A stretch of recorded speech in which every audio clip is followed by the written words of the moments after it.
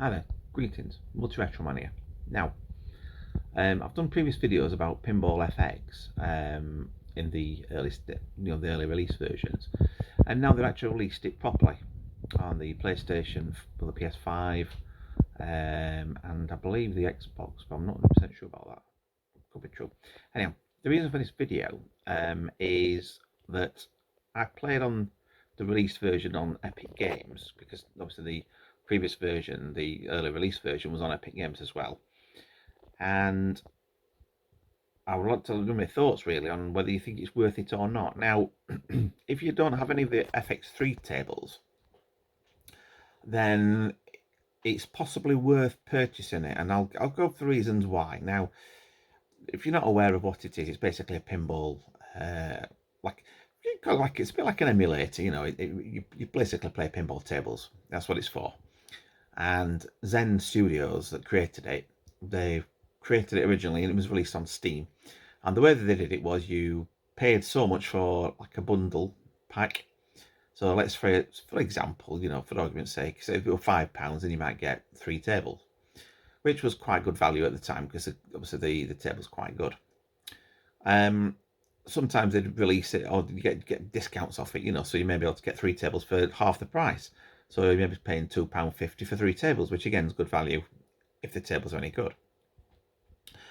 However, the the problem's been more lately with Zen in particular is that they released some tables shortly before releasing the early release of Pinball FX, and those tables, it was the last pack on in the Williams Pinball collection, so it was number 6, and that contained Dr. Dude and his Excellent Ray, Space Station, and the one that's had the most complaints about have been buggy, Funhouse. Now, Funhouse was one of my, if you like, one of my favourite games before. It had really good sound and everything else. And what they've done, I mean, how can I say? There's lots of bugs in the FX3 version, and then Zen seems to have just not bothered to even fix them. They've released the newer version, Pinball FX, on Epic. So a lot of people that bought that pack of tables was complaining about there was various bugs, being the ball would get stuck, certain things had happened, and it just made it a disappointing and unplayable version, really. I've not bought that purely because of the bugs, on FX3. Yes, it's been discounted, but I've still refused to purchase it because I think, well, why would I want to pay for something if they've not bothering to fix it? It's a bit like you're not going to go and buy a car from a dealer knowing full well there's a problem with the car and the dealer's never going to fix it, so you're not going to do it, are you? So regarding the FX version of Funhouse, it's better looking for starters, but then are the bugs still apparent? It seems that there's still bugs and issues with FX because obviously they've play tested it, but releasing on the console version there was an issue with input lag, which they say will have been fixed within a day or so. How well, if that's been fixed, I'm not 100% sure because I don't actually own the console or anything like that. I've not purchased it, and what I will do is I'll show you the prices on here of various tables. So as you can see from the prices, they are quite a bit more expensive than the original versions. Now, regarding the previous tables, if you've purchased any previous tables on Pinball FX 3, are you going to purchase them again on FX? On Pinball FX? Possibly not, because of the fact that you're paying again for roughly the same tables. They reckon they've all been completely rewritten and everything else, but what I can see is they've done the lighting effects, which is better, better than the other ones. But other than that, the animations seem to be the same. There's nothing really any different other than the lighting effects. It doesn't seem to run as well or as smooth because the frame rates are obviously a bit lower with regards the FX version compared to the Pinball FX3 version. And you think, well, is it worth paying twice as much for a slightly lesser frame rate version, well, maybe half the frame rate version from FX3? Personally, I'd say no, because why would you want to pay for the same thing again when it doesn't run as well, although it looks slightly better, with the graphics, but the gameplay itself's maybe not as good. You know, I mean, yeah, there's an improved. They have improved it over since the original, you know, test version. You know, the pre-release version. Sorry, but it's still running. I mean, on my laptop, for argument's sake, you know, for example, my FX3 runs at maybe 200 frames a second. You know, because it's my laptop's got a built-in RTX 3050 graphics card, which is obviously not the best, but for what it is, it's perfect for what I want. And running it on FX, you're probably getting sort of like 80 frames, 89 frames a second, I think it is, which is not brilliant by any stretch of imagination. It's difficult to recommend. You know, I mean, I suppose if you've got a console, then it may be worthwhile because the consoles are possibly working better than the other one.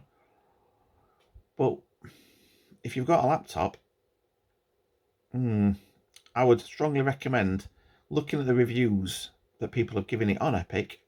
In fact, I'll have a quick look now and I'll let you know what people have said.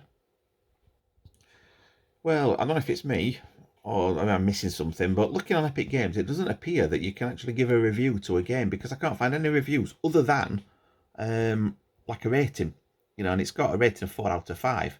So I'm not sure who's rating it, why they've rated, or how it's, you know, how it's got that rating. Personally, I mean, it's nice to see that you do get a free table as part of the games, which is the Wild West one. I can't remember what it's called. But I'd already purchased that on the previous one, and yeah, the graphics are nice. You know, it looks nice, but ultimately, what would I rate and give it? Would I give it 4 out of 5? No, I wouldn't. I would probably give it 3, purely because you're paying probably twice as much for the previous tables as they were when you were on offer anyway. Yes, it's nice to. I mean, obviously the positives. Let's go with the positives, shall we? So the positives are that Zen have actually done away with the ticket system. Now, you may be aware of the ticket system. I should have probably said this before, but they used to have a ticket system, or they were trying a ticket system, which would supposedly meant that you pay for a ticket, or you pay buy so many tickets. Like in my previous videos, you can check them out, and you got so many tickets to be able to purchase certain tables. So, for example, if you were buying a particular table that cost, I don't know, say, I think it was something like 80 tickets, something like that, you could only buy the tickets in like bundles of 100, 200 or whatever. So you couldn't just say, right, well, I'll tell you what, I want to buy this table for 80 tickets. How much did it cost for 80 tickets? You had to buy them in packs of 100. So then you were left with 20 tickets. And there was no tables available for 20 tickets. So you think, well, I want that one, so I'll buy another 100 tickets, whatever it costs. But it worked out quite a lot of money. So it's nice to see that the Zen have actually listened to people and realised that people are not entertaining into this ticket system. Sorry, I was just looking at the thing, see if we're recording it. And, you know, that was the ultimate thing, really. That was the problem, the tickets. So now it's nice, like I said, it's nice to see that they've done away with that. So you're basically paying for what you want. You know, they're saying, if you want these ticket tables, like, or the pack, it's costing you this much. However, the prices that they are charging, to me, doesn't warrant the price. You know, the price they're charging doesn't warrant for the tables, the certain ones, especially the older ones.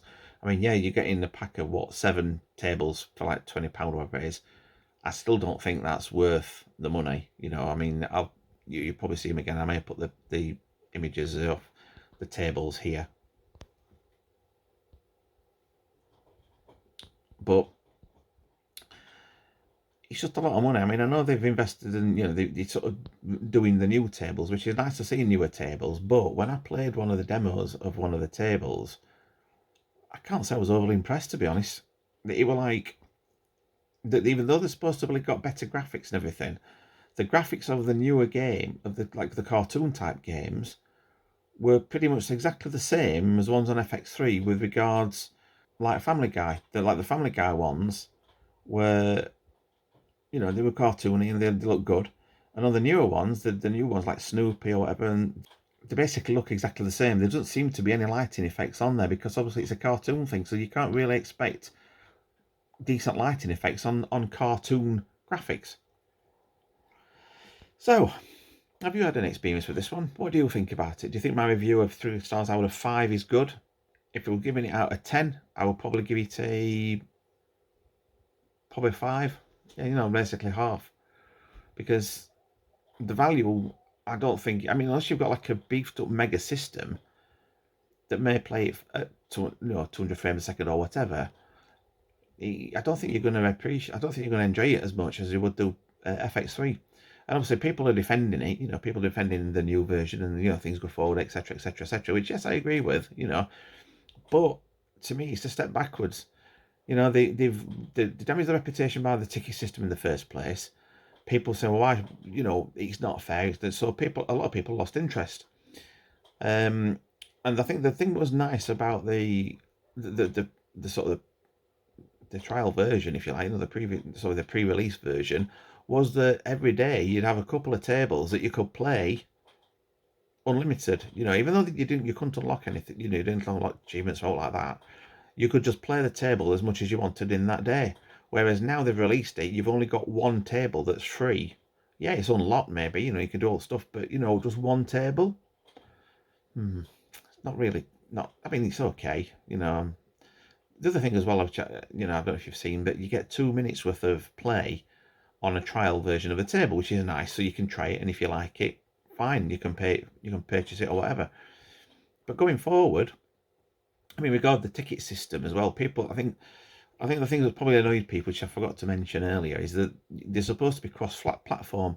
So if you purchase the table with a ticket, you know, I think the idea was there was originally saying that if you purchased it on a ticket system with a ticket system, you know, like on Epic Games, you would be able to also have it on a console as well. So you could play on the console as well as on thing. But then for some reason, I don't know whether it's compatibility or they just couldn't do it or whatever, that is now not an available option.